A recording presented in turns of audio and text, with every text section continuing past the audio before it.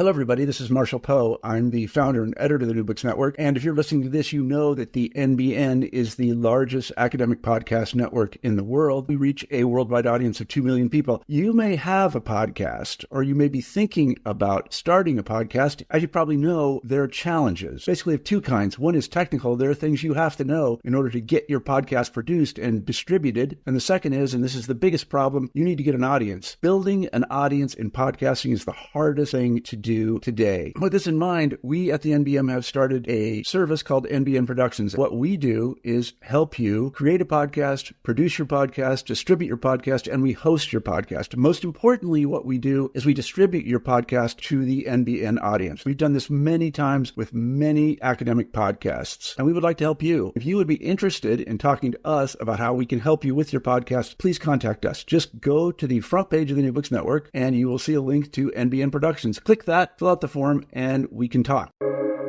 Welcome to the New Books Network. Welcome back, everyone. I'm LaToya Johnson, your host for the New Books Network, and I'm here with Dr. Frederick Engram Jr. to discuss his upcoming book, Black Liberation Through Action and Resistance, Move.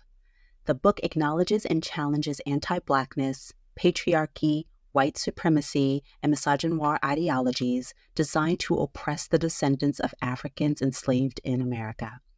Its central mission is to provide additional context to an ongoing discussion regarding Black liberation and proper allyship. Dr. Engram is an assistant professor of higher education at Fairleigh Dickinson University. His research focuses on understanding how African Americans comprehend anti-Black racism in higher education and the criminal justice system. Hi, Dr. Engram. Good morning. Good morning. Thank you so much for agreeing to talk with me about Black liberation. I am honored. Through action. Honored. And resistance. It is a pleasure. I want to start off with a quote, one of your favorite quotes. Y'all don't hate white supremacy enough for me. Yes. You know? Yes. And it shows. I love that line. Yes. It's very important. I want to begin with another line, but this line is from your book, Black Resistance, through Action and Resistance, Yes. Move. I should know it by heart. But you say, we have an opportunity as scholars and millennials to provide easily digestible material intended not for the white gaze, but for our own understanding.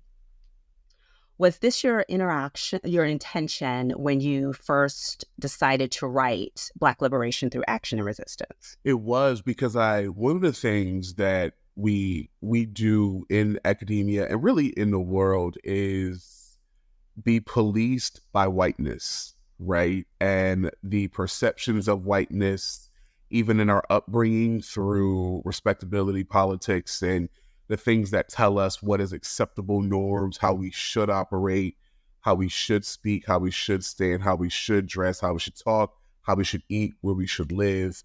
And literally everything about our existence has been socially controlled through this particular lens. And so what I want us to do in order for us to understand how to liberate ourselves, we have to deconstruct our relationship with the white gaze, the permissions of whiteness, and respectability politic. And so, and thinking about this and who I was writing it for, I wanted to be in conversation with my peers, right? With the people that I share space with the people that we influence, so our elders and those who follow us, and to be able to have like a real conversation free of this perspective that everything needs to be perfect. And it has to be said in a way that is delicate and gentle for everybody else but us. We had to have real talk. And throughout the book, there are instances where you give us a little bit of your personal life and a lot of your upbringing. And one of the, as I was reading it, one of the questions I had is I was like, oh, I wonder when Dr. Engram decided that, yes, this is the moment to write and publish this book.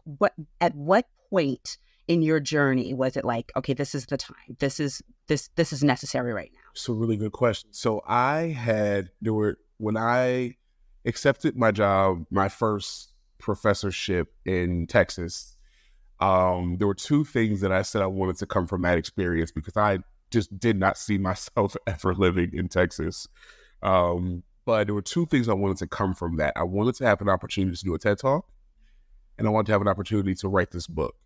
And both of those came out of my time in Texas. So Texas for me was rough, but it was also a time for personal reflection and to really get about the work, right? And to be really rooted in the work. And so in that moment, right, we were just coming off of George Floyd and Breonna Taylor and Ahmaud Arbery, and heading into January 6th, right, and the election and all of that. And I was so tired of the performance, right? I was so tired of people acting like they were in community with us and wanting to understand our perspectives and where we've been and where we're going, and how they are complicit in it and have a role and responsibility in it, only to fast forward a few months and then watch what they did once they got inside those polls all over again.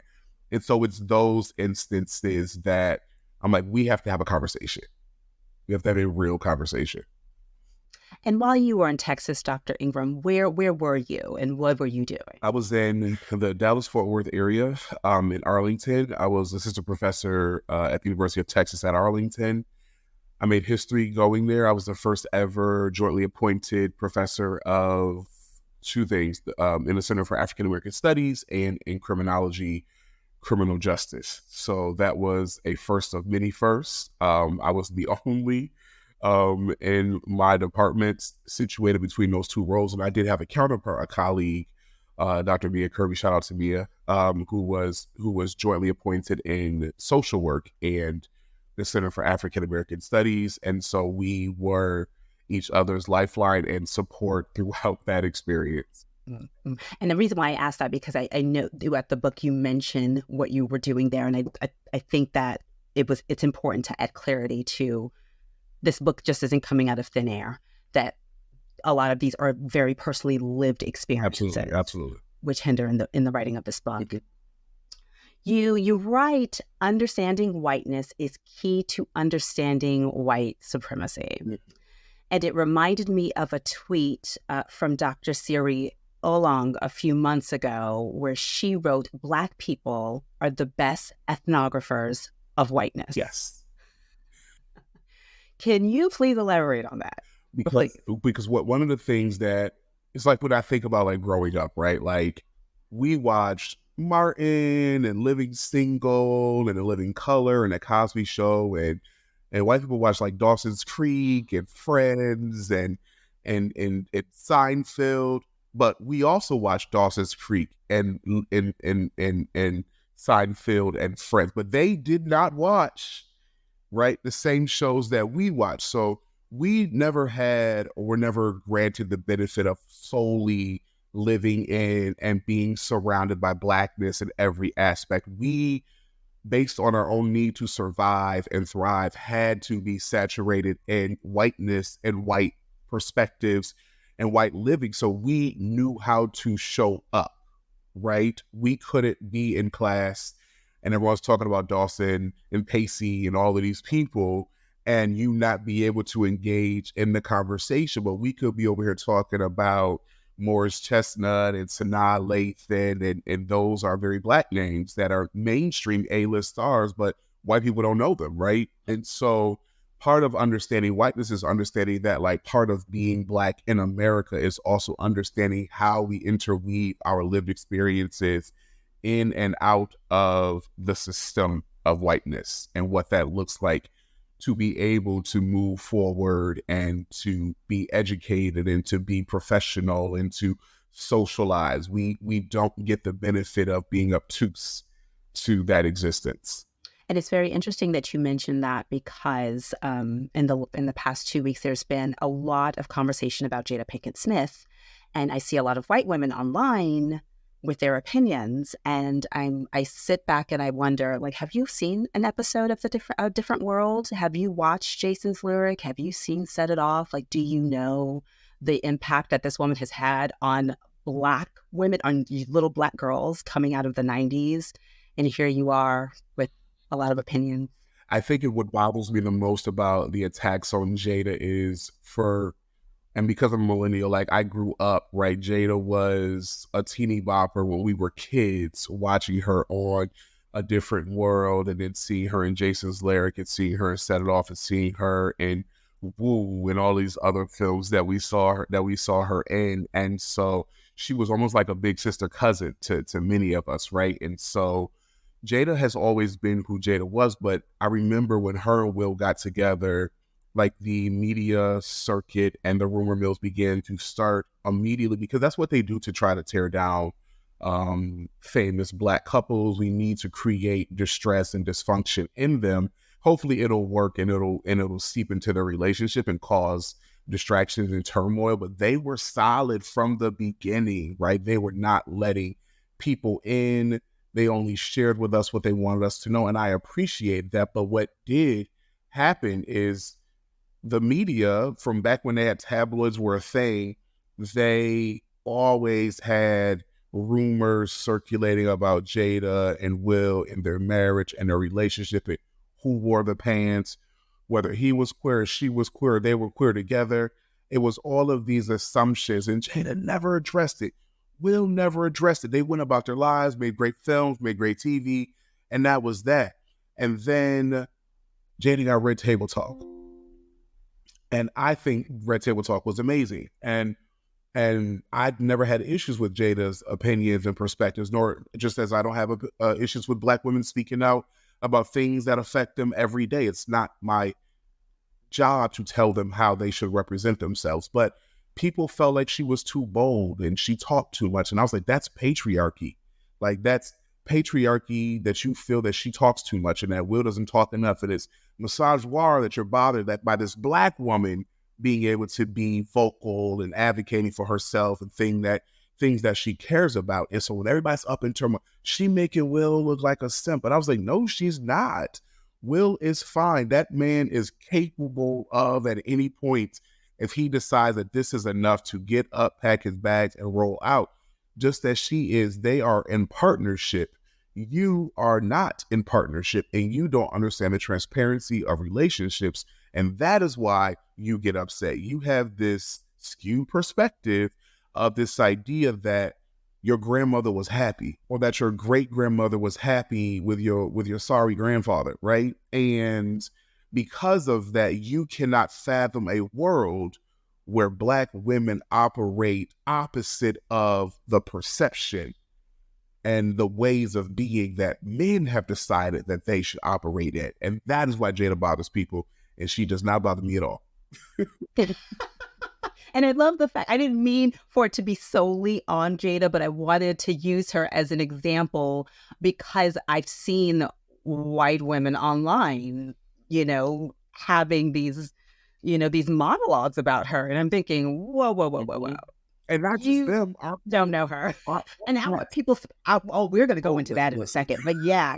And let's go into it right now, because the book focuses heavily on misogynoir and what Black women have experienced in this country, with white people, with Black men, with other Black women, and in the sphere of feminism as a whole. And I just wanted to ask, even though I love it and you explain in the book why you're doing it, but I want to know why it was important for you to add that purview. Yeah, because I get tired of people beating up on Black women, right? I get tired, like rage-filled tired, right? When I watch Black people, Black women, Black men, white people, other ethnicities and other racialized groups talk about Black women in ways that are just untrue, right? And tell the stories of Black women. And to me, that means I see my grandmother in that. I see my great grandmother in that. I see my sisters. I see my nieces. I see my cousins, my god sister, my best friends.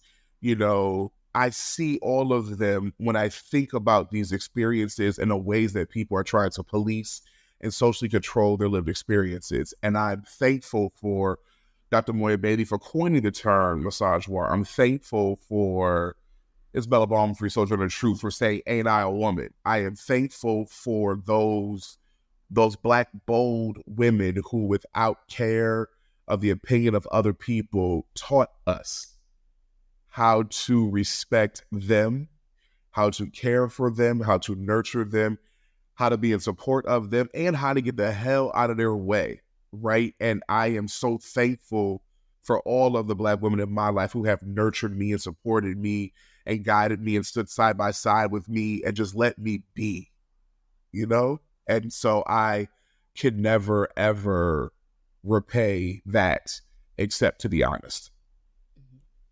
And what were you reading and what were you engaging with? Why you were specifically, I know chapter 6, it's very specifically Black woman centered. So what were you reading? Who were you speaking with? What were you engaging with as you were writing that?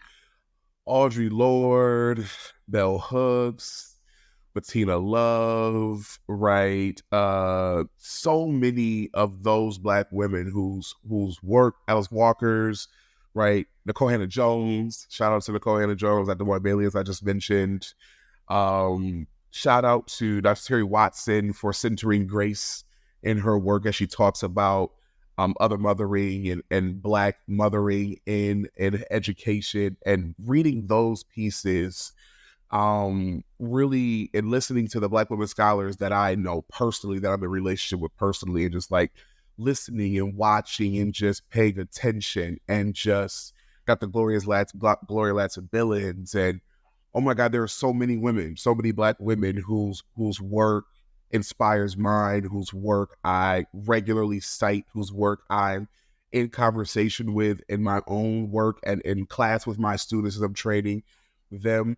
And those were the most eminent pieces of my thoughts as I think about why this perspective is so important, and why I need to teach brothers, particularly brothers who are my peers, and again, the ones who we are in relationship with above and below us, and how we treat women. Like, anybody who knows me personally knows I'm like, do not call women V's in front of me. Do not call them this, that, and the third. Like, I will stand on that.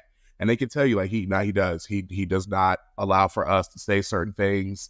If we get too out of the pocket, he gonna tap us on the shoulder. That's just who I am, right? I'm like, you know, when you get upset, you know, she still has a name, right? Argue about the thing, right? Don't go get into the weeds or be disrespectful and all these other things. And I'm intentional about that in my own life. And so I try to it's aspirational to show other folks how to be about that. I remember getting into like a heated discussion with my cousin about Jada and Will.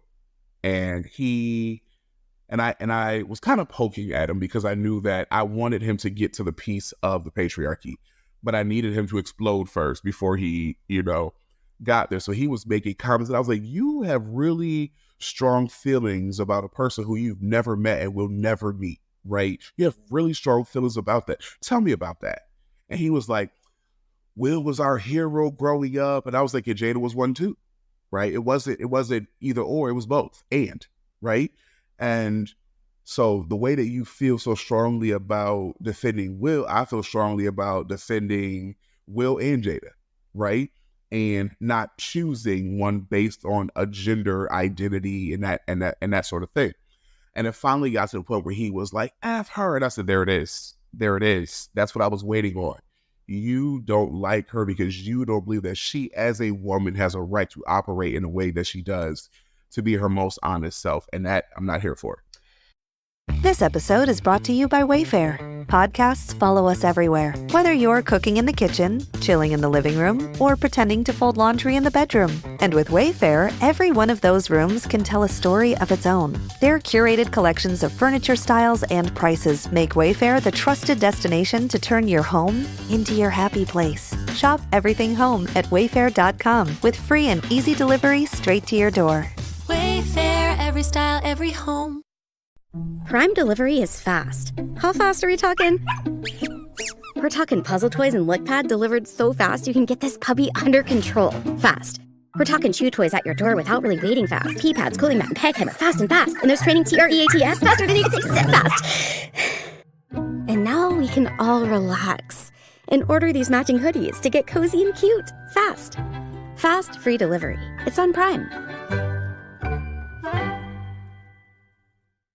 And that is the thing that I love about your book, is that in reading the book, it brings up a lot of different conversations. And I do spend a lot of time on Twitter, and so I get to see a lot of what people are saying, both sides. And I remember Meg Thee Stallion's situation, where there was just so much vitriol coming at her. And I feel like this is a book that allows us to look at that, look at how we treat Black women, the things that we say specifically to Black women, and why it has been okay for such a long time for Black women, for us to be demeaned and degraded for so long without even us questioning why that is. And I do feel, again, that Jada Pinkett Smith that conversation is coming up again, where this vitriol towards Black women and no one's talking about it and where it's coming from, which you do point out so eloquently in Black Liberation, the Reaction and Resistance, that it's a white patriarchy. It is, white supremacy and misogynoir.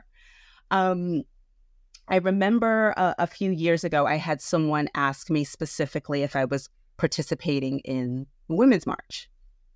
And it was a blatant no. And the reason why it was a blatant no is because there is a specific treatment around Black women. Misogynoir is the reason. And you talk about white privilege, and you explain it very well. And of course, I didn't explain to individuals. They didn't ask. Mm-hmm. They didn't say, well, why, Latoya? They didn't ask. And I didn't offer a reason, but it is white privilege. Can you talk about what white privilege is? Absolutely, please, sir. As I say all the time, it is the thing that disallows you from having to teach your kids about existing. An exercise that I often use in my class when I was teaching undergrads would be like, raise your hand if you've ever had the talk about how to engage with police with your parents. And I'll be like, look around. Raise your hand if your parents have ever had to teach you that your skin was beautiful. Look around. Raise your hand if you've ever had to be concerned about being pulled over by the police or accused of stealing when you walk into a luxury brand store, or be ignored as you wait at a cash register or walk into a restaurant. And if the answer for all of those things is no, it's because you have white privilege.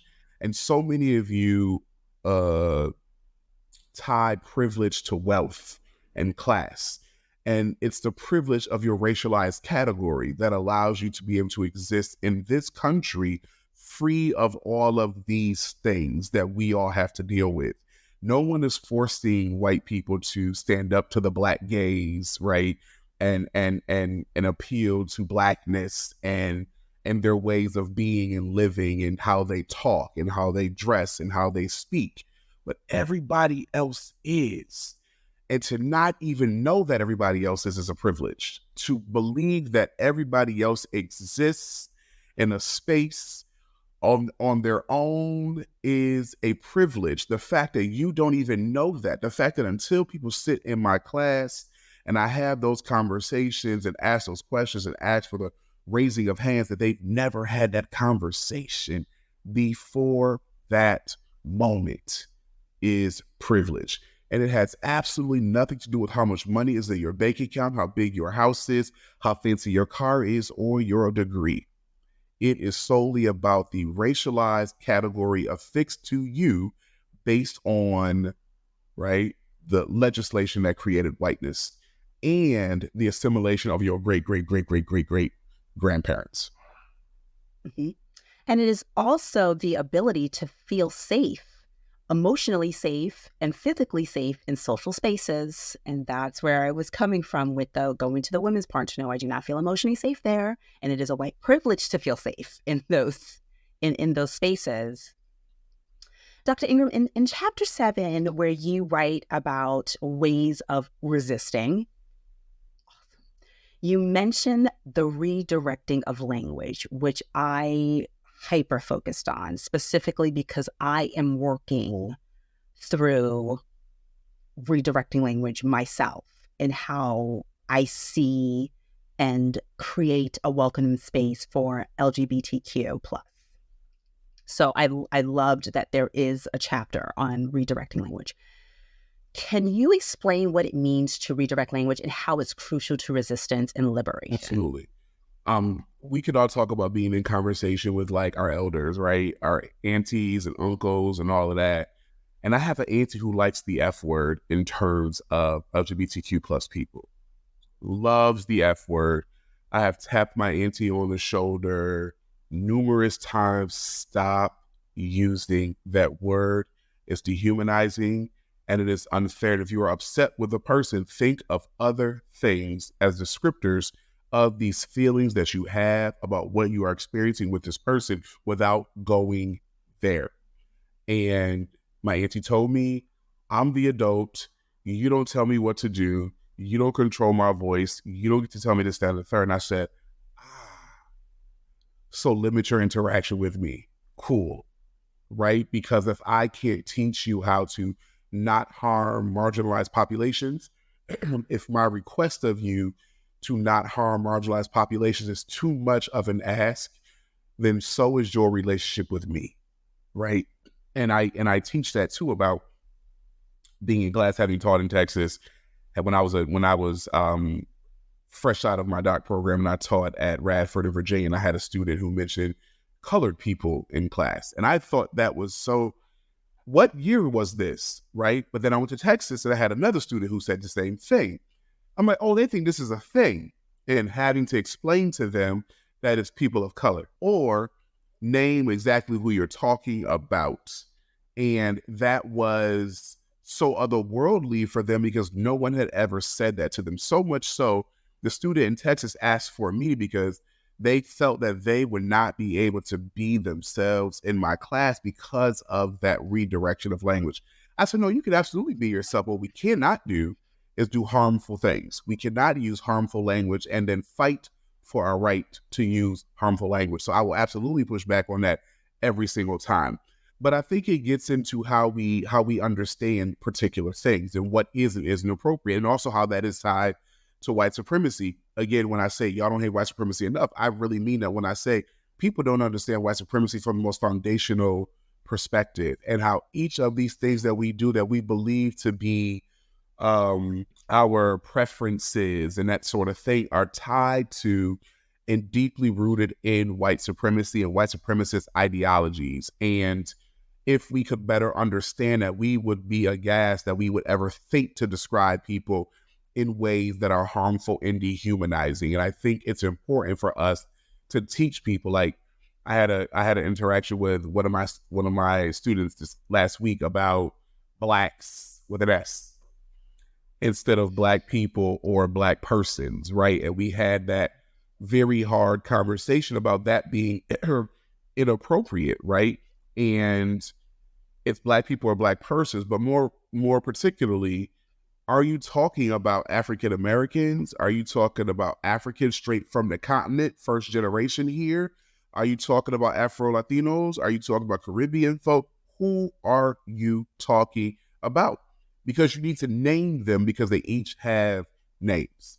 And that is where that whole thing came from. Is like, we have to teach people how to talk to each other, about each other, in conversation with each other, because people have no idea. Mm-hmm.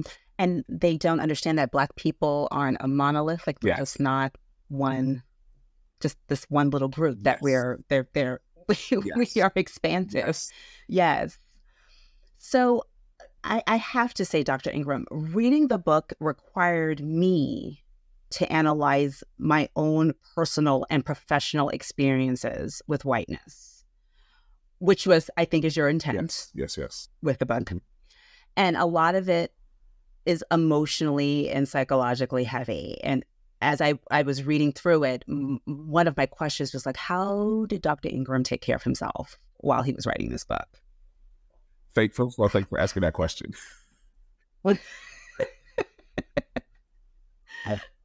I've often gotten that question, and I will say I had to pull away certain moments because there are things that, as you mentioned, that I tell in this book that are deeply personal that I've never talked about publicly, about my own experiences with colorism, my own experiences with the patriarchy, my own experiences with, you know, all these other isms that take place within whiteness and white supremacy. And I had my people, right? Like I would call my sister.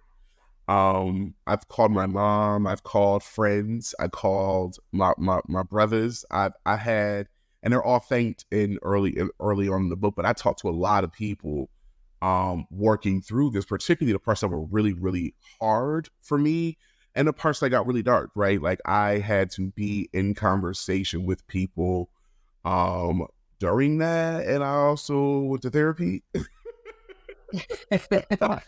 Went to therapy because right around the time I was writing this or finished writing this, we also had the shooting at Michigan State where I was a professor. And so a combination of all of those things tied together in some aspects and separately. And so therapy was absolutely also a part of that experience. Oh, wow.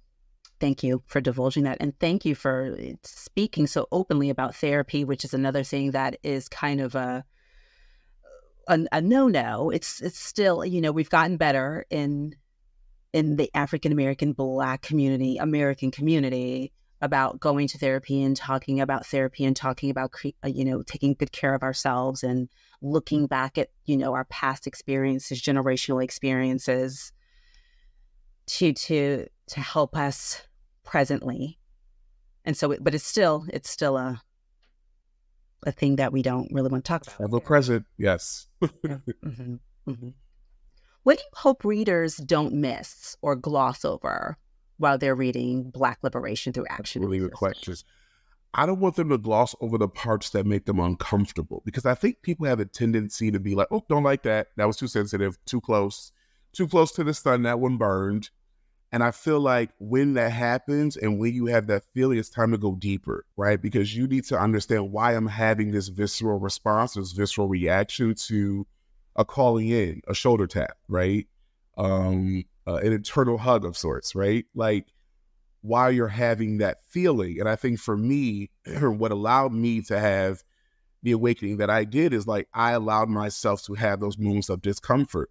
I'm okay and I'm completely fine with my rage because I know that it's justified. And as Dr. Brittany Cooper says, it's eloquent, right? And I think that people often try to make you feel guilty for having certain feelings and in truth telling, right? There are a lot of things that I touch on from politics, libs and conservatives to the Black church. No one was safe, right? And so I think you have to be okay with the discomfort. Take time, put it down, walk away, get some water, get some wine, whatever you need to do, and come back to it, because that is the only way you get through the learning. I think people are so used to these hunky-dory and these very like, you're great, like anti-racist books, right? Or conversations that don't make you feel convicted, right? Or complicit. People are so used to being able to like dump their parts and participation in white supremacy and patriarchy on other people or blame it on other people. They are not accustomed to having to sit with their responsibilities and their roles and the parts that they play in all of that. And I'm asking everybody, right, to sit with your stuff, right, so you can work through your stuff. Was there something that you wanted to add to the book that you didn't for whatever reason? It didn't tie into the theme. It, you know, there was a time constraint and you didn't have time to get in and research and write about it. Black rebellion, probably, you know, historically, yes, like absolutely, right? Yes. Like I talk about, I'm not anti-violence. I'm anti. Don't F around to find out. I would have loved to have talked more about that, right? The Nat Turners and why they felt they needed to do what they did. I think so often we like to believe that, like, in order for us to have freedom, we cannot do too much to upset the white folk, right? And I don't care about that.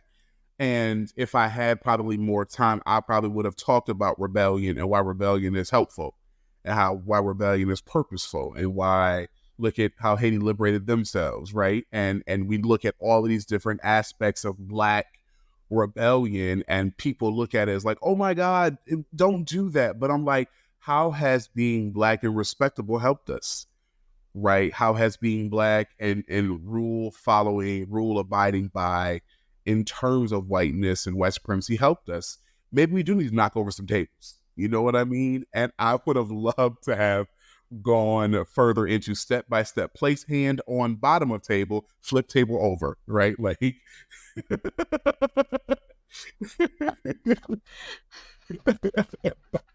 which is necessary at times. Yes, Zora Neale Hurston has said, they'll, and I'm of course paraphrasing it, but if you let them do it, they'll kill you and be like, well, she didn't say anything, so and they'll say we thought she liked it. And they'll say yeah. Let's say as you loved it. Yeah. Mm-hmm. Thank you so much, Dr. Engram, for writing this book. I can't even say enough good things about it. Yes, it's heavy, but it's heavy in a good way. We all need to kind of reevaluate how we live on this earth, how we interact with other people. It's mandatory for the earth to subsist, for us to go around. We have to be particular about how we interact with people and take care of people. I mean, we're seeing that now in the world currently. And then we have to be more intentional about how we, like you said, treat each other, but also how we treat ourselves, right? Because the way that we treat ourselves is what gives us permission to treat other people certain kinds of ways, right? You're not gentle with yourself, so you're not gentle with other people. You don't handle yourself with care, so you don't handle other people with care.